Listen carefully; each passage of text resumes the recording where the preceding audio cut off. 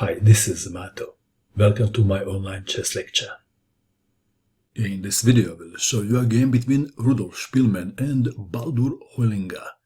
This amazing chess game was played in Vienna, Austria in 1929. Spielmann had white pieces and he started with e4. Hoenlinger played c6, d4, d5, the Caro-Kann defense, knight to c3, the standard move, d takes on e4, knight takes on e4, knight to f6, white to move, knight to g3, the most played move, e6, knight to f3, c5, bishop to d3, knight to c6. If c takes on d4, then knight takes on d4, and black is advised not to capture the knight because of bishop to b5 check. Back to our game. Knight to c6, d takes on c5, bishop takes on c5, a3 controlling b4 square. Hoenlinger castled kingside. So did Spielmann. b6, b4, attacking the bishop, bishop to e7, bishop to b2, queen to c7, white to move, b5, attacking the defender of e5 square, knight to a5, and we know that the knight on the rim is dim. It was so true in this case. Knight to e5, bishop to b7, knight to g4, black to move, queen to d8 was played. If knight takes on g4, queen takes on g4, and this is uncomfortable for black. Perhaps g6 should be played then. Back to our game, queen to d8, and now knight to e3. If knight takes on f6, bishop takes on f6, bishop takes on f6, queen takes on f6. That was the idea behind queen to d8. Back to our game. Knight to e3, black to move. Knight to d5 was played. Perhaps rook to c8 should have been considered. Knight to d5. And this move has a tiny downside. What is it? How can you take advantage of this knight to d5 move? The knight was on f6 defending h5 square. So queen to h5 was played. g6. Baldur Hoenlinger was not worried about queen to h5. He trusted that this move would work.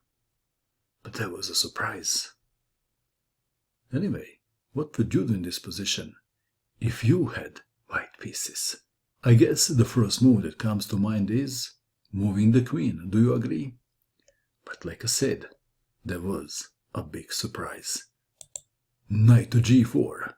Wow, what a move. White allowed black to take the queen, but the offer was not accepted. Bishop to f6 was played, opposing the white dark square bishop. Let's see what happens if pawn takes queen. If pawn takes queen, then knight to h6, checkmate. Back to our game. Bishop to f6. Knight takes on f6. Knight takes on f6, attacking the queen.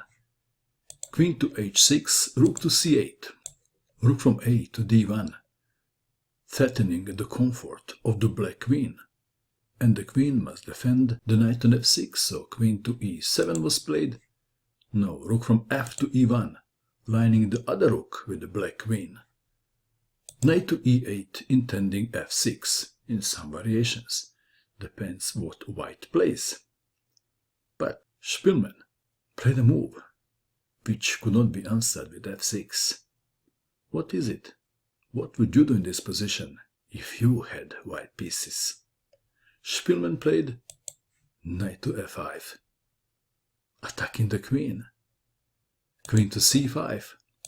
If g takes on f5, then bishop takes on f5, threatening a checkmate. After f6, bishop takes on e6 check, and after king to h8, rook to d7, and white is winning. Back to our game. Queen to c5, rook to e5, attacking the queen again. Bishop to d5, blocking the attack, maybe. White to move. What would you do?